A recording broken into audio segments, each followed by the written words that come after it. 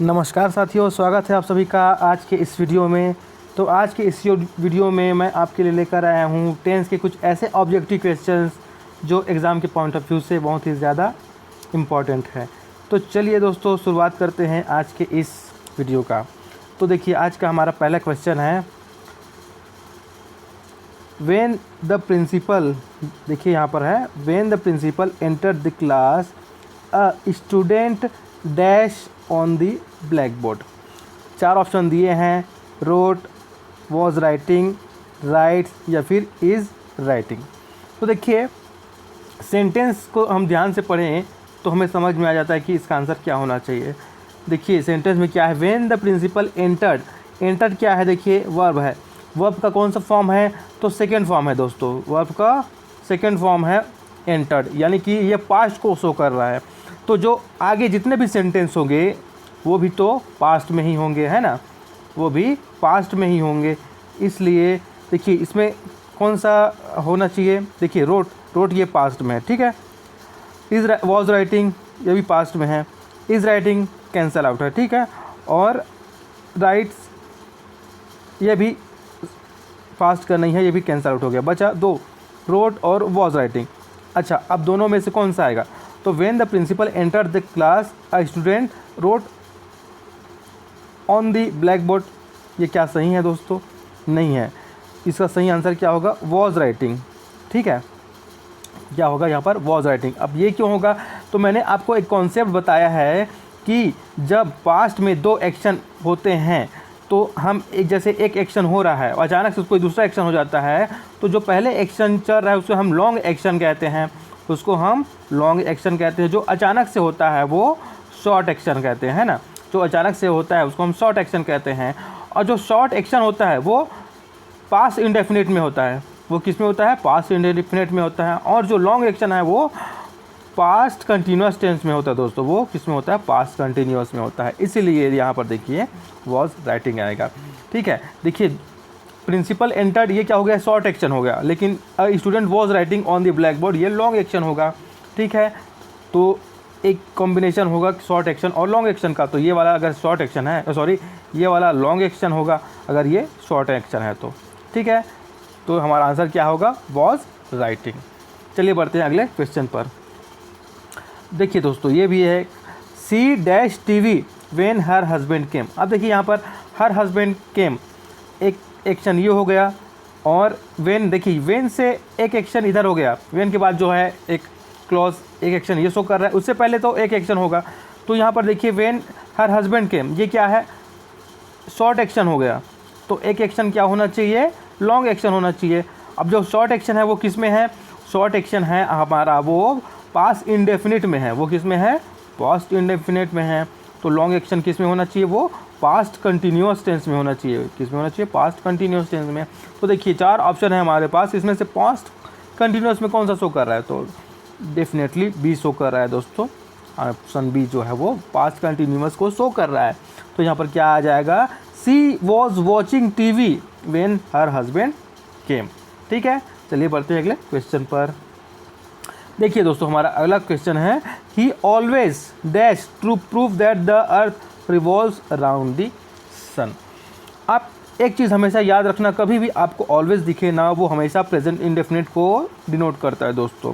Present indefinite को denote करता है, यानी कि इन 4 ऑप्शन में से जो भी प्रेजेंट इंडेफिनिट का वर्ब होगा वो यहाँ पर आएगा। तो देखिए प्रेजेंट इंडेफिनिट का वर्ब है ट्राइज, तो यहाँ पर क्या आ जाएगा दोस्तों, ट्राइस आएगा, TRIES, ठीक है। तो option B is the correct answer of this question. Okay, let's move to next question. देखिए हमारा अगला क्वेश्चन है, he saw me by chance and dash the car. अब देखिए अगर हम इस सेंटेंस को देखें तो देखिए सॉ जो है वो हमारा वर्ब है। वो क्या है, हमारा वर्ब है, जो कि किस में है, सेकेंड, है ना, सेकेंड उसका फॉर्म है, यानी कि पास्ट टेंस में है। तो जब हमारा सेंटेंस की शुरुआत पास्ट टेंस से होती है तो जो आगे सेंटेंस आएगा, जितने भी पार्ट आएंगे वो भी पास्ट में होंगे दोस्तों, ठीक है। तो देखिए इसमें पास्ट में कौन कौन से हैं, एक ये दिख रहा है पास्ट में और एक ये दिख रहा है पास्ट का, ठीक है। लेकिन ये नहीं है तो ये कैंसिल आउट हो गया, ये भी कैंसिल आउट हो गया। अब देखिए इसमें वॉज स्टॉपिंग आना चाहिए कि स्टॉप्ड आना चाहिए। अब ये देखते हैं दोनों में से कौन सा आएगा। तो सेंटेंस को एक बार पढ़ते हैं। ही सॉ मी बाई चांस, ठीक है, he saw me by chance मतलब उसने मुझे देखा। तो क्या करेगा, वो रुकेगा कि वो रुक रहा था तब उसने मुझे देखा है। तो दोस्तों यहाँ पर इस option B is the correct. क्यों? क्योंकि जब उसने मुझे देखा तब तो वो रुका ना, कि ऐसा नहीं है कि वो रुक रहा था तो अचानक से मुझे देखा, है ना। क्योंकि देखिए ये वाला जो एक्शन है पहले हुआ है, ये वाला एक्शन पहले हुआ है, he saw me by chance and stop the car. लेकिन अगर हम यही कह दें ही उसने मुझे देखा और वह रुक रहा था, ये सुटेबल नहीं है दोस्तों, तो ये भी यूज़ नहीं होगा। यहाँ पर जो ऑप्शन बी है ना, ये एक करेक्ट आंसर है। He saw me by chance and stopped the car, ठीक है, ये करेक्ट है। क्योंकि जब भी आप हमेशा याद रखना, यहाँ पर देखिए ये क्या है, सॉ, ये पास्ट इंडेफिनिट है, तो यहाँ भी जो आएगा वो पास्ट इंडेफिनिट में ही होगा दोस्तों, ठीक है। ये क्या होगा, पास्ट इंडेफिनिट में होगा। इसीलिए यहाँ पर कौन सा आंसर आएगा सही, यहाँ पर option B is the correct answer दोस्तों, ठीक है। He saw me by chance and stop the car. अगर ये पास्ट में है, पास्ट इंडेफिनिट में है, तो यहाँ पर जो आएगा वो भी पास्ट इंडेफिनिट में होगा। अब ये उस तरीके का सेंटेंस नहीं है जो हमने पहले देखा था इस पहले क्वेश्चन में, जिसमें एक शॉर्ट एक्शन होता था और दूसरा लॉन्ग एक्शन होता था। तो ये शॉर्ट और लॉन्ग एक्शन वाला सेंटेंस नहीं है दोस्तों, ठीक है। ये क्या है, एक जनरल सेंटेंस है। अगर ये पास्ट में है तो यहाँ पर भी पास्ट में आएगा, ठीक है। ये प्रैक्टिस से आएगा आपको, ठीक है। जितने ज़्यादा क्वेश्चन आप सॉल्व करेंगे उससे आपको कॉन्फिडेंस लेवल बढ़ते जाएगा, इसलिए अच्छे से इसको समझना है। और अगर आपने इसको अभी तक नहीं देखा है तो मेरे चैनल के प्लेलिस्ट में आप जाकर देख सकते हैं, मैंने वहाँ डिटेल से टेंस को बताया हुआ है, ठीक है। चलिए बढ़ते हैं अगले क्वेश्चन पर। देखिए, how many PACS of wine dash yesterday. अब देखिए यस्टरडे मतलब कल की बात हो रही है, तो कोई ऐसा एक्शन है जो हो चुका है, मतलब पास्ट में हो चुका है। तो जब पास्ट में हो चुका है उसको शो करने के लिए हम किसका यूज़ करते हैं, वर्ब के सेकेंड फॉर्म का यूज़ करते हैं, है ना, यानी कि पास्ट इंडेफिनिट का यूज़ करते हैं। और इसमें कौन सा शो कर रहा है, ये जो है ये तो अपना कंटिन्यूस को शो कर रहा है, तो ये नहीं होगा पास्ट, जबकि हमको पास्ट इंडेफिनिट चाहिए, है ना। ये भी क्या है, ये भी नहीं आएगा क्योंकि पास्ट का नहीं है, ये भी नहीं आएगा क्योंकि पास्ट इंडेफिनिट नहीं है। Option C is the correct answer दोस्तों। इसमें option C is the correct answer, क्योंकि इसमें पास्ट इंडेफिनिट को शो कर रहा है। डिड यू ड्रिंक, ये आएगा यहाँ पर ब्लैंक स्पेस पे, तो होगा how many packs of wine did you drink yesterday. Okay, option C is the correct answer. चलिए बढ़ते हैं अगले क्वेश्चन पर दोस्तों। अब देखिए हमारा अगला क्वेश्चन है, I was watching TV when she dash in. अब इसको ध्यान से देखिए, आई वॉज वॉचिंग टीवी मतलब एक लॉन्ग एक्शन हो रहा था। लॉन्ग एक्शन होता है, उसके बाद क्या होता है, एक शॉर्ट एक्शन होता है। तो लॉन्ग एक्शन में देखिए क्या है, पास्ट कंटिन्यूअस है, तो शॉर्ट एक्शन क्या होना चाहिए, पास्ट इंडेफिनिट होना चाहिए। इसमें पास्ट इंडेफिनिट वाला ऑप्शन कौन सा है, तो ऑप्शन बी है दोस्तों। गलती से ए लिखा गया है, ऑप्शन बी है ये एक्चुअल में, ठीक है। तो option B is the correct answer, ठीक है। ये क्या हो जाएगा, केम। यहाँ पर क्या आएगा, यहाँ पर आ जाएगा दोस्तों केम, CAME, ठीक है, came. I was watching TV when she came in. Okay, चलिए बढ़ते हैं अगले क्वेश्चन पर। देखिए हमारा अगला क्वेश्चन है, she cut her finger while she dash vegetables. अच्छा, इसको भी ध्यान से पढ़ेंगे ना, तो इसमें भी देखिए एक शॉर्ट एक्शन दिख रहा है, तो एक लॉन्ग एक्शन आना चाहिए। शॉर्ट एक्शन क्या है, she cut her finger while भी आपको जब भी दिखे ना, तो आप हमेशा ये मान के चलना कि जो सेंटेंस है उसके आगे या फिर जो क्लॉज है उसके आगे वो कंटिन्यूअस फॉर्म में रहेगा। वो किस में होगा, कंटिन्यूअस फॉर्म में होगा। अब देखिए पहला पार्ट क्या है, ये पास्ट को शो कर रहा है, सी कट हर फिंगर, ये वर्ब का सेकंड फॉर्म है दोस्तों। और ये एक प्रकार से कहें तो ये शॉर्ट एक्शन है। तो जब हम जानते हैं एक शॉर्ट एक्शन होता है, एक लॉन्ग एक्शन होता है ना। तो जब ये शॉर्ट एक्शन किस में है, पास्ट इंडेफिनिट में है, तो लॉन्ग एक्शन किस में होगा, पास्ट कंटिन्यूअस टेंस में होगा, है ना। तो option B is the correct answer of this question दोस्तों। क्यों, क्योंकि शॉर्ट एक्शन कट को शो कर रहा है, तो लॉन्ग एक्शन किसको शो करेगा, वॉज कटिंग को, ठीक है, इस तरीके से हम इसको समझ सकते हैं। और एक दूसरे तरीके से भी समझ सकते हैं, जब वाइल आता है ना तो वो कंटिन्यूअस टेंस को शो करता है, उसके बाद जो होता है वो कंटिन्यूअस टेंस होता है। लेकिन अगर आप सोच रहे होंगे कि ए भी तो कंटिन्यूअस लग रहा है, तो नहीं है दोस्तों। क्यों? क्योंकि इसके साथ हेल्पिंग वर्ब नहीं है, इसमें केवल कटिंग है। जबकि जो कंटिन्यूअस टेंस होता है ना उसमें हेल्पिंग वर्ब भी होता है। और देखिए बी में वॉज कटिंग, यानी कि वॉज क्या है? हेल्पिंग वर्ब है। तो ये एकदम परफेक्ट आंसर है इस क्वेश्चन का। जो ब्लैंक स्पेस है वहाँ पर क्या आएगा? वॉज कटिंग आएगा। ठीक है, चलिए बढ़ते हैं अगले क्वेश्चन पर। देखिए हमारा अगला क्वेश्चन है, she still remembers the day when she first dash to church. ठीक है, अब देखिए she still remembers the day, वह उस दिन को याद करती है जब वह डैश गए, मतलब चर्च गई। उस दिन को याद रखती है आज भी जब वह चर्च गई। तो देखिए remembers the day when she first dash to church, मतलब ये ऐसे एक एक्शन के बारे में बात किया जा रहा है दोस्तों जो ऑलरेडी हो चुका है पास्ट में।